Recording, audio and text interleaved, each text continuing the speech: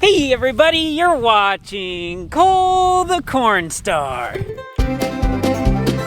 So I want to introduce you guys to something. This is a 2019 model pit bull. All right guys, we got a new visitor on the farm here for the next couple weeks. One of Neva's relatives has Brownie here and they're on vacation, so being dog sitter. You like to farm, don't you? Yeah, you like to farm. So some of you know we planted the crops in the fields like it was over a month ago now, and the old weeds are starting to grow real fast. So today we're gonna be getting the old Haggy sprayer ready to do some spraying. Come on, Dad, you got it ready yet? No, we're getting close though. Hey, look up, Barney.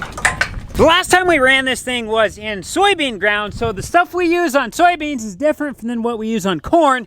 So we need to get this baby ready for corn. You've already switched the filters out on it, you switched the tips. The tips are the same. The tips are the same, okay. Yeah. But a couple years ago, we flushed everything, we cleaned everything. But we cleaned the tank, but we didn't clean the boom. Yeah, and then we get out in the field and it's got to be right by the road. The first probably 300, 400 feet basically killed it. It did kill it, and then, you know, as you went, it just started a few plants living, a few more. So we try to remember that every year. Couldn't be out back where nobody knew about it. Had to be right up front. So we got the sprayer trailer here full of water. We're gonna pump about 150 gallons into the sprayer. We're gonna go run it off in just an open area where it doesn't matter if we kill any grass or weeds or anything. Get this baby flushed out. No, come on, Dad, big stretch. I know, it's stretching my arms out. Just want to make sure I tie that. We've had it kind of hooked before. All right, Dad, fire up. Ooh, what was that?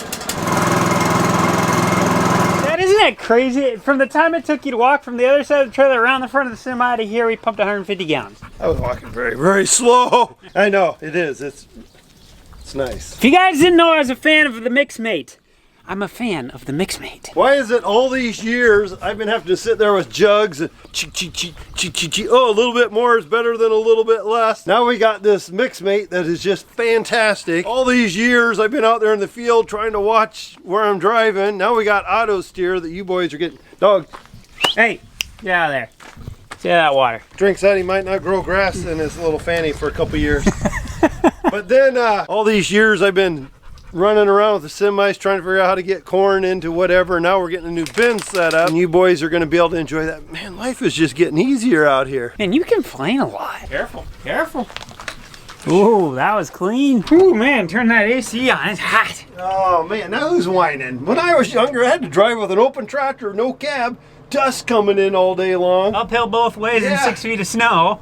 And you had to go home at night and use a spade to clean out your nose. And now you get in a tractor for 2 seconds and you're complaining that the air's not running. Now whatever you do, Dad, stay out of Cooper's alfalfa. We don't need to get on his bad side. All right, get ready to watch the flow increase. Oops, I better watch what I'm doing here.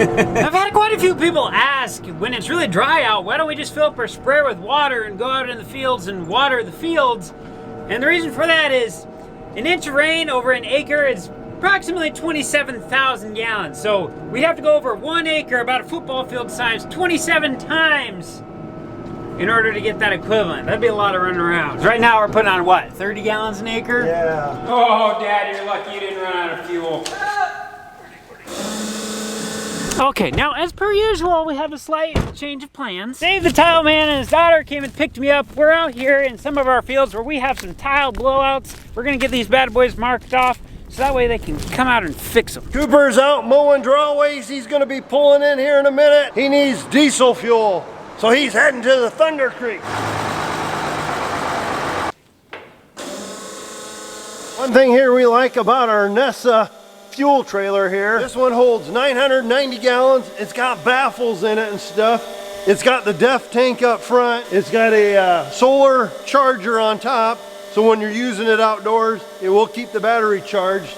But like here, when we're not out in the field running, or if we're close by like now, we just keep Thunder Creek sitting in here in the shop. And then when we're out in the fields like planting or combining, then we can hook onto it, run out to the field, fill us up, bring it back, and park it back inside the building.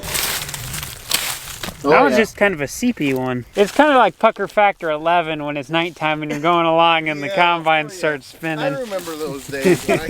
Here's another one. So these little holes out here, well not little, this is a big hole. It's what we call a tile blowout. What causes a tile blowout, Dave? Well, if it's a clay tile, it could be an alignment issue, or it could be a broken tile. The roots of corn can go down and actually plug them up too, or trees, and then water doesn't flow through them. Animals, especially in terraces, are terrible. They get down and start chewing and digging, and they cause problems. We don't like these here because, like in the case of this, it washed this terrace out, so the water just goes channeling down right through here, and then we get a nice little ravine through our field, and it takes the dirt all the way to the Gulf of Mexico. Was there an intake there? We need to see if we get the enclosed trailer in here without whacking the wall, but get it close enough to the wall so we still got room to get by it. Making sure you guys are paying attention. Oh, memories. Oh man, tile stuff is never usually very fun to work with because it always opens up a way bigger can of worms than you're anticipating. And it's kind of a hit or miss thing because you either find the problem or you keep finding more problems and then all of a sudden you have a really expensive bill. Now without getting too complicated on this, these 3 bulk tanks right here have chemicals in, and these front 2 can be used on corn and soybeans, but the back one can only be used on soybeans, and we're gonna be spraying corn next. So I'm gonna pull off the line, run it through here, that way we can just cycle water through the line, get all that bean chemical washed out, so that way we're not killing our corn. This is actually a really simple process. I have my mixmate on the tablet here. We're gonna go into manual mode, and that is going to manually open the valves on there, and we're just gonna cycle water through the one valve that we need to. And as always, this is a lot easier said than done.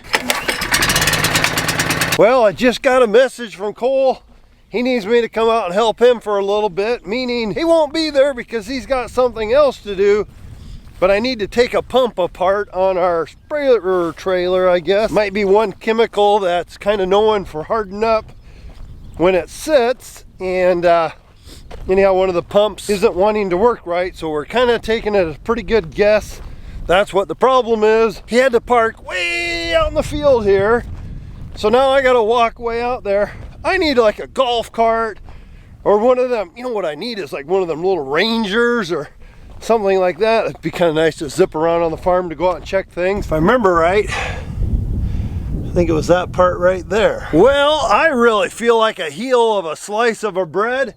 I've been tearing this pump apart. We had a chemical in there just sitting for the last few weeks. Never gave it a thought. Cole was gonna flush the lines out today. Little gears in there were just tighter than all get out. The chemical hardened up like a crystal.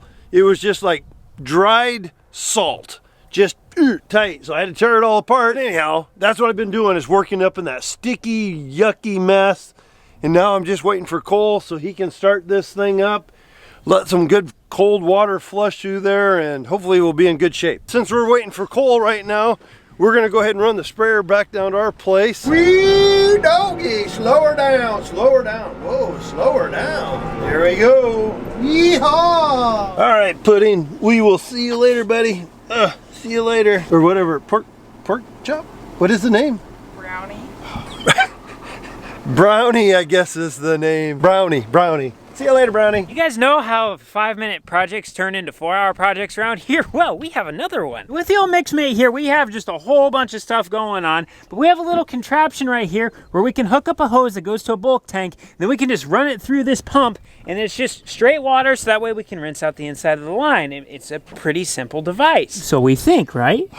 It's one of them things, yeah. So I went to go flip everything on, and I was getting zero flow through what I was supposed to be getting. Come to find out, we have a little ball valve right inside of here, and for some reason, it's not turning. The motor on it works, the motor on everything else around it works. We have water right up to it, but it can't pass through because we can't get that open. So we got a hold of Brent and Doug over at Praxidine. They're actually gonna be coming out in the morning. They're just gonna bring a new ball valve out, I guess. We must have stripped something off on the inside.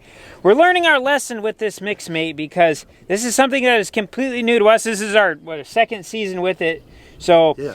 We had some storage issues with not draining things out properly initially, so we cracked 2 gears, and so we learned our lesson there. And then here, we didn't drain the chemicals that we had in it last time when we were done, so that stuff crystallized up in there, and we think that's probably what the issue was. Some of these chemicals, and we should have known better, we've had it happen before in our sprayer. When you're done at night, you turn on the rinse, you flush all your lines. This stuff has been sitting, what, 2 weeks now probably, or a little better? Even when I was cleaning out the sprayer today, there was gunk in there. So in this stuff on the mixmate, it actually, when I took things apart, I had to use a screwdriver and clean it out. It was crystallizing in there. So in other words, this is all Daddy Cornstar's fault. I think you used it last. I'd say Brownie's pretty tired over there. Tomorrow's gonna be a busy day. We got the bin guys coming down. We got tire guy coming down. We got Brent coming down. Last fall, if you guys remembered, a rock attacked my back window on a red semi. The window guys are gonna come down and put a new window, hopefully bulletproof, in the semi. It seems like, is there somebody else coming down? Wouldn't surprise me. Don't know if you'll be able to see this, but back in there in the kind of the junk pile, yes, there's a junk pile here. We got our skinny tires for the big sprayer that need to get put on. Sounds like Denny and Scott are coming down to put them on, so I need to get them dug out. Cooper put our trailer right in the way. Thank you, Cooper. So I need to move that, see if I can get them tires out.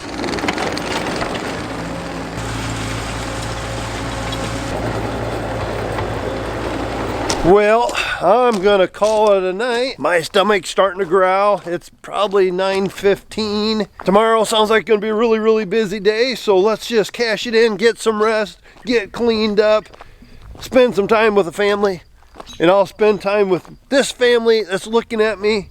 I'll spend some time with you guys tomorrow. Talk to you later.